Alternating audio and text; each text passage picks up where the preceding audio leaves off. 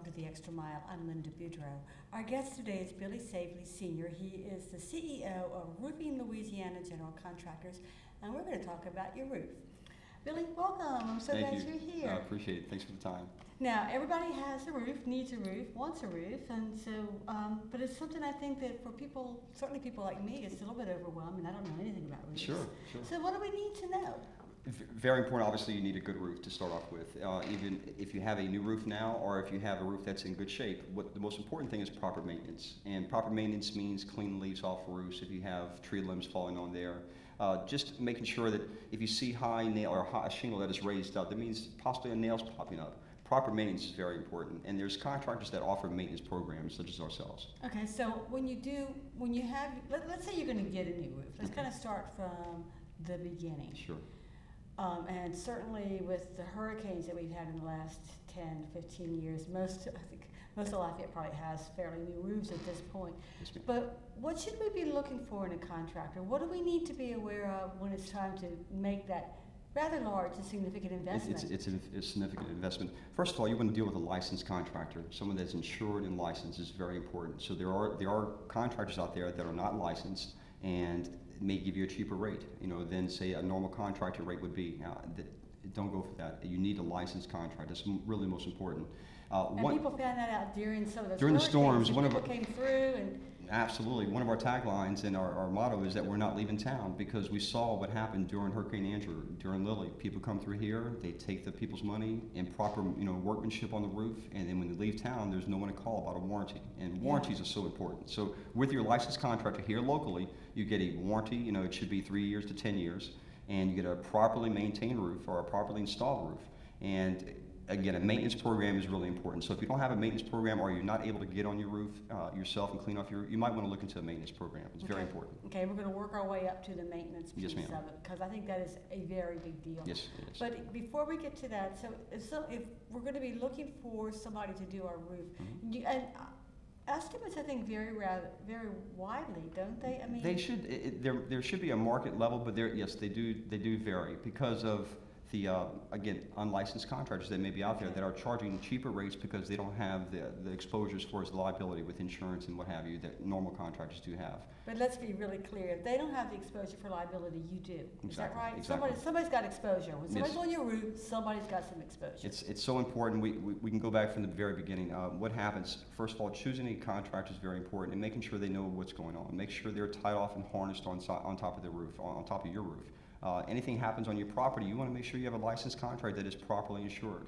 So, because if they're not, then you're you're going to end up absolutely liable. Is that right? And you're liable for, again, any kind of problem that happens on your property. Okay. Yes, ma'am. So once you find a solid contractor you feel comfortable with, someone local preferably, then it's time to choose a material. And so important that you can choose a material looking out of a booklet, but when you get the material, you want to make sure it's exactly, or at least what you thought you were getting. Because sometimes in a brochure you might see a brown looking shingle, but when you get it, it actually came out red, when you get the actual shingle. So it's very important that you look at not just only a color swab, go look at in the neighborhoods, drive around town and say, I like that roof, or go to a supply house and say, I like that, I like that roof, or that shingle, that color shingle. Very important to get your whole view of the shingle itself, not just from a brochure or even from a website. It's very important to look around. Are there a lot of colors, a lot of different shingles? Absolutely. There's tons of shingles, from designs to colors, styles. Really, the most important thing nowadays, that being in 2012, is that we have the most technological advancements in shingles and also in metal products. Your shingles now carry up to 130 mile an hour wind resistance. Very important. For really the same price that you would get normally of an 80 mile an hour shingle in the past, you get up to 130 miles an hour of shingles now. Now, what does that mean, Billy? If say you get a roof, and say you use the architectural shingle roof, which is, I guess, what most shingles are doing now. That's good for 130 miles now? Well, some of them, look at your wind rating. It's very important to talk to your contractor and find out what shingle are you buying. Are you buying an 80 mile an hour shingle? Are you buying 110, 130? And it varies on price just a little bit, but again, right now, for the comparably, the 130 is very affordable in the market right now, the 130 mile an hour wind resistance. And what does it take for a shingle to have wind resistance of 130 miles an hour? I mean, what's going on with that shingle technologically? I tell you what, something when I don't believe Louisiana has ever experienced 130 miles sustained winds, and even gusts of 130 miles an hour. That may have come through 1 or 2 times, so that really is the max. When that starts happening, I believe structurally you start having other problems happening. Yeah. From debris flying all over the place, Yeah. and other problems causing the roof to be Right. damaged. But basically, it should warranty anything from major thunderstorms, most hurricanes up to 130 miles an hour. And what they state is that as long as it's properly installed, the wind resistance should be 130 miles an hour on that shingle. I'm just wondering what it takes for a shingle to have that kind of resistance. So we're learning things about how to make shingles, is what I think you're saying. Absolutely, absolutely. From shingles, and again, you have so many components to the shingle itself. It looks like a shingle, but on the back side of the shingle, there's it's a double stick, if you want to call that, an extra tar line. So when you're nailing the shingle properly, there's 6 nails per shingle in Lafayette, and so that's one proper. Oh, so there's a standard. There's a standard, absolutely. For all of there's a code in Lafayette, okay. and you have to stick to that code. Okay. So 6 nails per shingle. There's what we call an underlayment that actually sticks to the following shingle that it's on top of. So there's also products called ice and water shield that you put in valleys and around penetrations. And penetrations would be things like a lead jack that are on top of your house. Before in the past, they didn't have products like this, and your wind uplift would actually get underneath your drip edge and start throwing things off, and okay. you can actually see them peel apart. Okay. Okay. So a lot of then I think that the safety elements for our homes now as we get these new roofs after the storms, is that we're better. Materials are constructed better, yes. And we have more things that kind of keep the shingle down. Absolutely. Am I hearing that right? 100% right. The reason I'm talking about this so much is because, of course, I have new roofs after hurricanes too, and it's very scary to see parts of your shingle blowing off. And you that will kind actually of see. thing. I see them. I watch this, of course, being in roofing, and I can see the neighbors' houses with the lines of shingles just blowing up. Yeah, it's a bad feeling. Let me tell you what happens when that happens. Your shingles have now been the seal has been broken. When your shingles start separating in the lightest winds, now the seal is broken, and you have debris going under there. Your shingles will never reseal again properly because now you have just normal debris from leaves, just dust in the wind, just getting underneath that, and it's not going to properly seal. So that's, again, after storms, very important to check your roof again for maintenance. And that might be another time, again, where you'd have your maintenance guy come out and kind of check Absolutely. everything and make sure you're still good to go. Absolutely, yes, ma'am. Okay, so then first of all, when you're going to get a new roof, you want to talk to your contractor, make sure it's licensed and insured, look at your products. Look at the products, and then the normal thing happens, the normal construction. Be prepared for a construction site that we're actually removing your roof. This is not like we're coming to build a door or set a window or something. You're having at least 7,000 to 10,000 nails come off your roof. So wow. The first process is removing, once you're satisfied with the contractor and the material, you remove the old roof. And that's from debris, checking out landscaping, making sure you're protecting that. So before the job even starts, we're going around the yard, taking potted plants, anything that may be loose on the wall, so you want to be careful of that because there's a lot of jarring going around, a lot of noise and a lot of banging going around. So, but mainly we look at landscaping around the house, move any kind of, like I said, potted plants and things that may be sensitive to something falling on top of it and move it out the way. Okay. Then the roof actually start tearing it off. And when that starts happening, we're pulling out nails, and you've got, like I said, 5,000 nails all over the ground. So we have magnets, there's all kind of processes we go through. And normally it's done in a day to 2 days, we can do a roof. But there's a lot of things going on. There's a lot of components to this, roof process. But installing the roof again is one of the most important things. You have to install it properly. So once the old roof is off and we got everything cleaned off, you start rolling the new felt, and you start putting all the trim, what we call your starter strips and your ice and water shield, which actually is the process to get your shield to last to 110, 130 miles an hour. Okay. So some of all of it's about the installation. Absolutely, installation. Where do you learn how to do all this, Billy? It's trial and error. Again, we've been through so many classes, and there's many manufacturers that we go through. Okay. And again, it's just we've done thousands and thousands of roofs, and just being in South Louisiana with the storms. Again, we're not leaving town for a reason. You need a roof. Everyone needs a roof. And you do. Again, it's Louisiana. It's Hurricane Natalie. And it is. It's a bad feeling when you have to start finding those pots and stopping those drips. It's amazing. Because it is amazing. Because you have trouble all the way from where that drip started to where it's ending. It's Absolutely. doing damage, I think. And it brings up another point. What's going on in the business right now is that we mentioned there's a lot of people who have leaks, but they can't afford a new roof. Yeah. Roofs are very expensive. They are. Something that, if you don't mind me mentioning, is that we're starting to give a roof away every quarter. No, please, you're giving away a roof? Giving away a roof Why every would quarter. Why would we not want to advertise I appreciate that. I think that's a very big deal. Thank you, Ms. Boudreaux. I appreciate that. What it is that we're asking for submissions. Just tell me your story. I want to know who needs a helping hand, not a handout. I'm looking for someone that is a family, that is a mom and dad that they just need help right now. Their roof is terrible. They're leaking. I've been in houses where the light fixtures are full of water. It's Oh been my terrible, God. terrible. That's got to be awfully dangerous, It's too, so huh? dangerous, so dangerous. And again, they're living like that. This is not the first time it happened. So we finally, we've received thousands of submissions. I wish I could put one on for everyone. But again, it's every quarter we do one. And I would love anyone that's listening that would like to, that knows someone that needs help, to please go to roofinglouisiana.com, which is on the screen. And again, it's a free submission. We read the stories and we go through the process. And from veterans to disabled people to cancer patients, I've helped out hundreds of people. How did you get started with the giveaway program? It was just, it was during the recession, actually, is when I felt that there was a point where, I'm sure as many businesses, it was a slow period. And I thought to myself, and we're normally pretty busy, but if I couldn't sell a roof, I was going to give one away.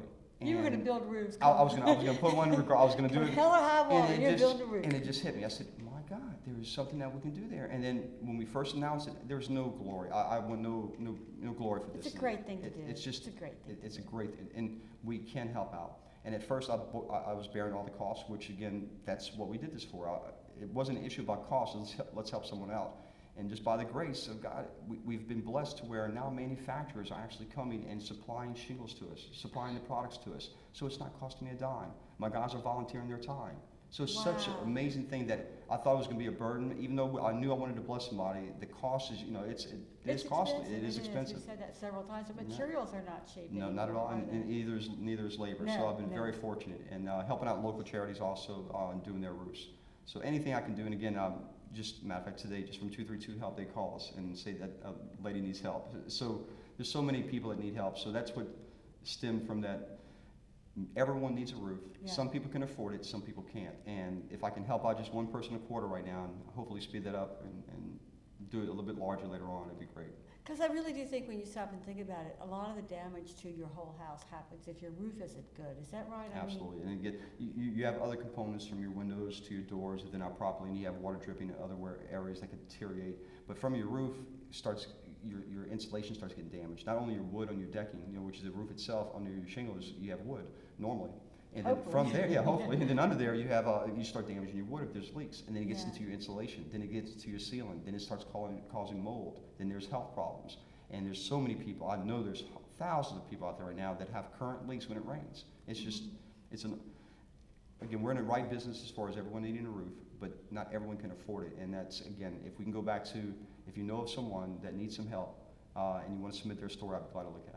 Okay, so just go to our website, yes. The website and is there an application on the There's website? this little button that says free roof quote, free roof request, and just click there. I love that, Billy. Thank I you. think that is such a great thing. Thanks so much. Now, we've been talking about maintenance. We've been kind of working our way up to it because I wanted to get the roof on the house before I started to maintain it. And I do think that a lot of people do not maintain their roofs. I would say most people don't maintain their roofs. Right. I've done studies and I've looked at it. There's a lot of research out there about how many people get hurt off of ladders, just getting on top of ladders, and not even get on the roof. They fall off over 100,000 emergency room visits a year just from falling off a ladder. So I can believe that. absolutely, Easily. And you don't want to take a chance on climbing a steep roof. So hire a trained professional that can get out there and clean your roof for you. But other things I would like to even mention that when we talk about maintenance is that this is what we call a lead jack, and this lead jack is, as you can see, a little teeth mark around there. And that's actually squirrel teeth. Squirrels Oh my eat goodness. this. Yes, squirrels actually eat this. They eat that metal? They eat the lead. They actually eat the lead. And what's inside Do the they lead... live through it? I'm not sure. Maybe I don't seem to be that squirrels. I see them falling off the electric line. I'm not sure if they're... But from here, inside this is your PVC pipe from your plumbing. So what this covers is your PVC pipe, which goes inside your home. So if this is eaten and not covering your PVC, water will be dripping inside your house through the PVC pipe.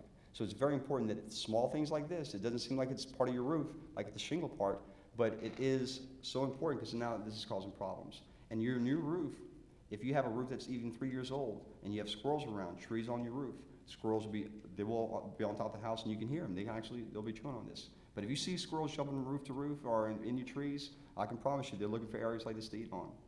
That is amazing. Yeah, it's amazing. awesome.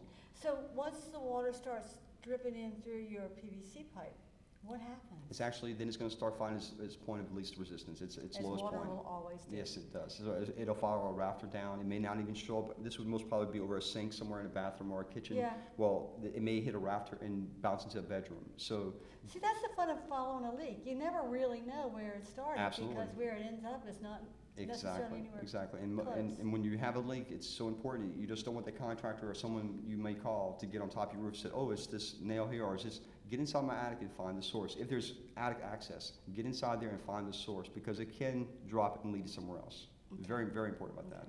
So would it be a big deal just to change that? Not at all, not at all. So again, if you have a relatively new roof, 3 years, 5 years old, doesn't need to be changed, still in good shape, this is something very simple to go up there and change. You're relatively under $200 on changing this, from Wow. shingles to labor and material. So a stitch in time That's saves nine. That's it. It does it Very again. good. But you got to have somebody going up in that roof and finding it out. Absolutely. And when we talk about maintenance, what we don't want to do, and I'm going to slide this over, is that you don't want your shingles to get as bad as this. And what this is Is this off of somebody's house? this is for off real? someone's house. They actually waited this long to get it done. How- No names. How old do you think this roof is? Most probably 20 years old, 25 years old. And what's happened, if not a little bit older, and this could have been caused a little bit more by tree damage, swiping across this, because a lot of granules are gone, and you'll see just what's left of the basic material, from Okay. fiberglass to whatever's left. Okay. So not too much tar, you can actually see just all the granules gone. Was it leaking? Leaking, yes. very Okay, it bad. was leaking. Yes. So that's why they finally Absolutely. called somebody and said, let's And do then, something. again, financially, sometimes people can't afford it. They can't just afford to save up $7,000, $10,000, whatever their roof may cost. Right. And there is financing available. There's a lot of new things in the marketplace now that can help our consumers. What about just fixing? What about roof Absolutely. repairs? I mean, I see patches everywhere. Are Absolutely. patches As long as pretty good? aesthetically, if you don't mind the patches on the front of the house, if there's some areas that if you can just patch it. The problem with patching is that you can't warranty that. So we may be fixing one problem, and 3 months later you call them back to fix another problem. So that's why you just can't warranty a repair, but we can absolutely repair almost any roof as long as for an example, if you have a damaged part in the middle of your roof, you want to make sure you take care of the surrounding areas of that. Right. I would personally, when we go out there, is actually replace that part of the roof itself. I don't need to replace the entire roof, but let me warranty that one area, because if I just tear up right in the middle of your roof, there's so many other things that could go wrong around it that we're not fixing that could cause other problems. Okay. So if there's high nails in other areas, and I may have patched that one area that looked really bad, but what happens is 3 or 4 nails up there in the roof that's actually high starts causing more damage, and then it actually penetrates the area that we just fixed. So it's very important that when you do fix something, try to get in a quadrant where it's actually, it's tied off to all areas and not just right in the middle. Okay, That's and very that way, important. but doing that, then you Then you can have a warranty. Yeah, absolutely. You can warranty a certain area. Absolutely. And how does that work? You have to do a certain amount of the roof for it to be Right, warranted? exactly. For an example, if you have just a gable roof that goes up and over, Right. that would be pretty simple. Is that I don't have to change your entire roof, but if we can just change the front of the roof, that would be very Okay, the important. whole front. The whole front, and Okay. again, it gets to a point where it's by call. If I can see if it's just the edge of your roof, we can go over about 2 or 3 shingles and change that, Okay, and that would be okay. fine. And so a lot of times, it's really, I think maybe people might be afraid, and they say, oh, please, if I just close my eyes, it won't happen. Right, no, it's Yeah. it's going to happen. So- And we've had some torrential rains here in Lafayette. And again, it's important, free estimates, get out there, get a free estimate, at least know what it's going to cost, and get the option. What is it going to be to replace the roof, and what is it going to be just to repair the roof? Okay. And just again, depending where the leak is, or where the damage is it aesthetically the curbside appeal, is it unsightly, whatever it may Yeah, be. But yeah. sometimes it just doesn't matter. So you can relatively get something, a repair done relatively cheaply.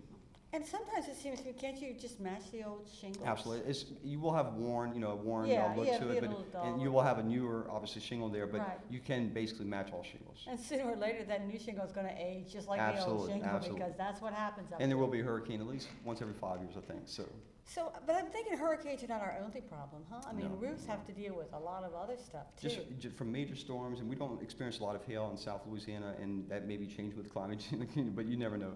But even trees, look for tree debris. When you have trees that are actually maybe not rubbing on the roof, but just sitting on top of the roof, from acorns to anything else, if they get underneath that shingle or penetrate their way underneath a valley shingle, that will cause problems also. Okay, can make it pop up? Absolutely. Okay. Absolutely. What about the sun and, The sun, again, technology nowadays is actually, sun is good for your shingles because it's a tar product, so it's baking your shingles as it's cooking it almost, but it has to conform. It's conformed, obviously. It's not going to be melting off your house, Right. but it actually is making it stick to your roof more the warmer it is.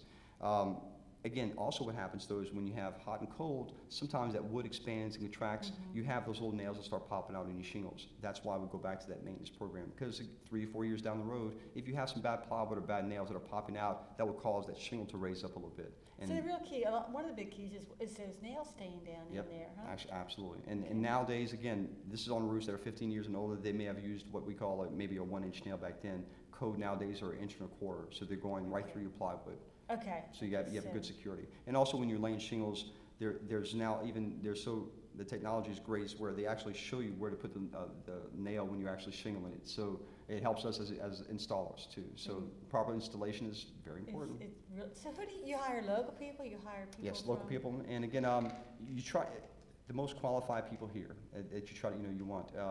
And really, if you have 2 or 3 crews busy each day, that's great, because there's a few roofing contractors here in town that every one of us stay busy, and we're just because there's enough work for all of you. There's enough work, and that's a good thing. Yes, yes, it is. I want to go back to the maintenance again. Let me just ask you this: are gutters a good idea? Yes, they are. Okay. I would say they're a good idea, especially when you have a foundation of a landscape around your house, because if there's not, say, like a Dutch garden or like rocks around your house or a cement around the house, when water's falling off the roof, it's actually going to start eroding the ground, and that may hurt your foundation. So it's very important to have that.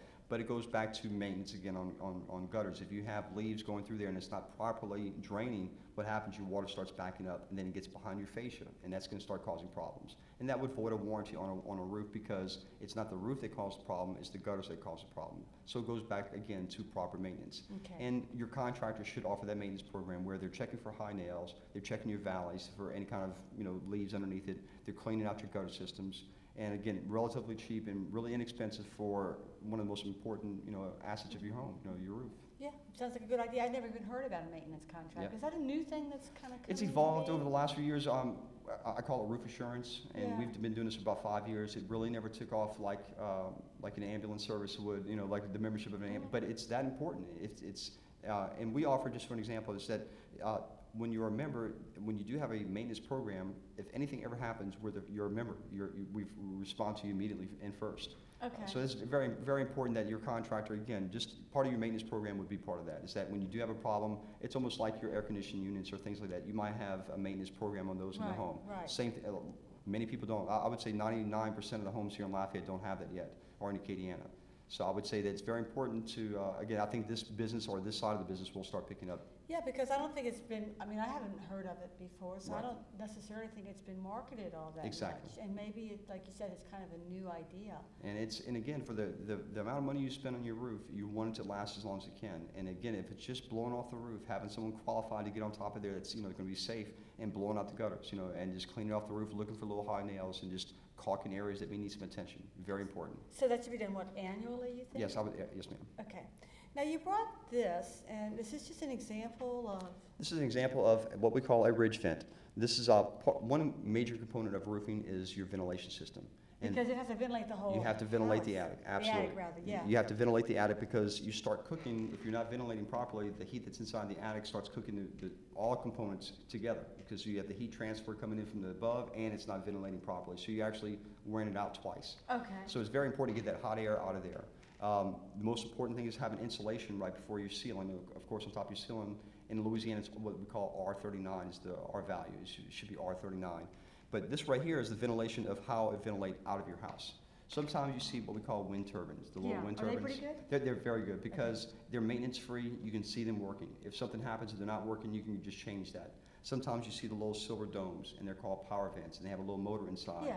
Some of those, the reason I personally don't care for those is that you don't know when those motors go out until you get in the attic and it's really hot and you want to know why. Okay. Well, the motor's not working. Some people just change those little motors. Whereas I believe that, again, something that's maintenance-free, something like a ridge vent that sits on top of your ridge of your house or a wind turbine, you can actually see it working for you. Okay, and how does a ridge vent work? They're Convection, and you have this, a ridge vent will actually go on top of the ridge of your house. So if your house comes to a peak, on the very top of your ridge, we actually cut it open. So you have a breathing mechanism on top of your roof. 14 inches of your ridge vent now covers the entire top of your ridge. And the way it works is through convection. It's being pulled through your soffit fence on the bottom of the house. So when you look at, when you first walk out your door and you look up at the soffits and you see those little vents, those little vents are actually pulling for you and actually ventilating your roof. So other components that's very important is your soffit, making sure you have proper ventilation from there.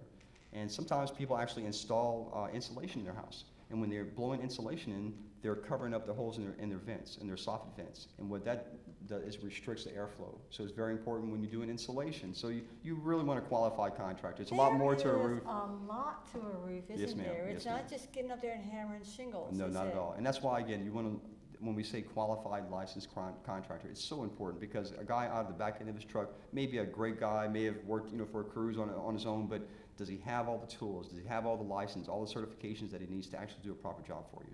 And a lot of the training then I guess goes on through the companies that produce the Absolutely, product. and through the manufacturers. Okay. Absolutely. So if people have questions, they can just kind of look on your website. Absolutely. You call, and if anybody wants to refer a family in need, That would be awesome. you're looking for homeowners, I guess. Homeowners that need a helping hand. Okay, I think that's just a wonderful thing for you to be I doing. appreciate that. Thank you so much for being here, It was a Billy. pleasure, I have ma'am. learned a lot today because I'm like the rest of everybody else in town. I've got a roof and I don't know what to do with it. So Well, I'm that's glad why we're here. We're not I leaving have some town. ideas. And neither am I, so we're all in this together. Thank Very you good. so much. Thank you, ma'am. Billy. Appreciate it. And thank you for watching The Extra Mile. Good job. Thank you, ma'am. Thank you. I don't know how to do it. Yeah, I would like